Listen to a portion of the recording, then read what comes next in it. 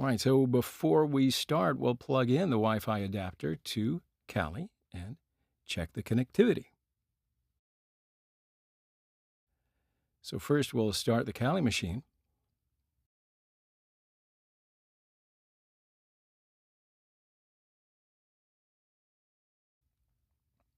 Log in with default credentials, Kali and Kali.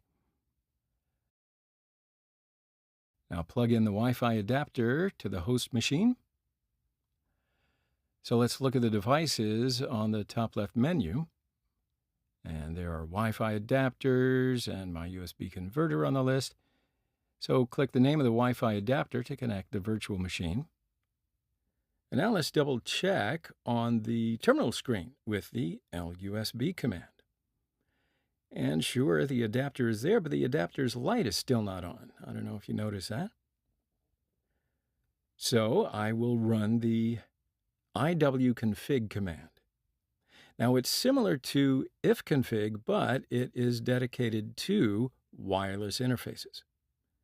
So it's used to display and set the parameters of the wireless network interface. But you see that there is no wireless network interface here. So in order for VirtualBox to recognize our USB devices, that means that we've got to add the user to the VirtualBox users group. So why don't we go ahead and list the groups that my user belongs to. Groups $user. And there is no VirtualBox user group here. Sudo user mode -a-g vbox users Kali. And if there is no group named VirtualBox users, why don't we create it? Sudo add group vbox users. So now we can add the user to this group. Okay, so now let's go back and look at the groups again. All right, you see how that works. Now we've got to reboot the machine, but I'll shut down just to adjust the USB settings.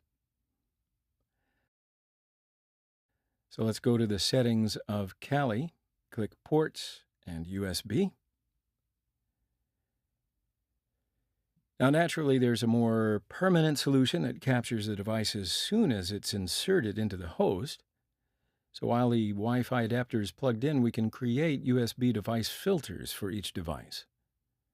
So I'll create new filters for my Wi-Fi adapter and MacBook USB connector device. Click OK. Now unplug the Wi-Fi adapter and start up Kali again.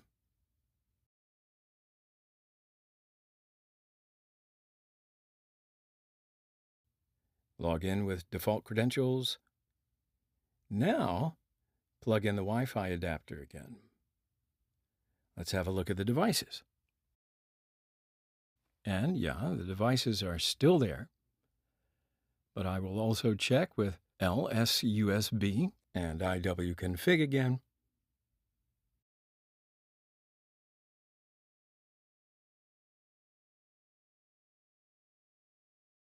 But there is no light.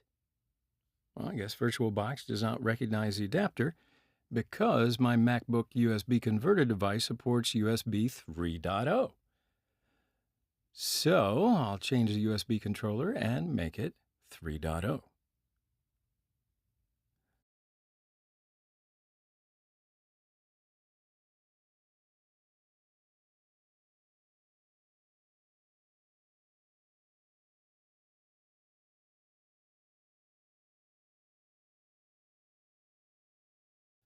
Okay, so finally the light is on and VirtualBox recognizes the wireless interface. So if you're using a USB converter device, remember to change the USB controller for your particular device. Now, if you're using VMware, these steps are pretty easy. First, start the Kali machine. Log in with the default credentials, Kali and Kali. Now plug in the Wi-Fi adapter to the host machine. VMware asks for your choice to connect the adapter. Select Connect to Linux. Then open the terminal screen. First, we'll switch the user to root with sudo su-. Do not write sudo for every command that requires root privileges, right? All right, so let's run ls usb, and that'll display the information about the USB buses as well as the devices connected to Kali. And sure enough, here is our Wi-Fi adapter. So now let's run the iwconfig command. WLAN 0 is the name of the first wireless network interface on the system, and it displays the details of our Wi-Fi adapter. Great, so we see detailed information about the concepts here in the next lecture, so don't worry about it now. But we will look at the connected USB devices in VMware settings.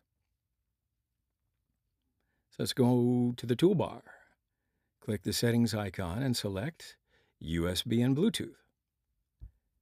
And here you'll find a list of connected USB devices. And you can also see them here to make sure your device is connected.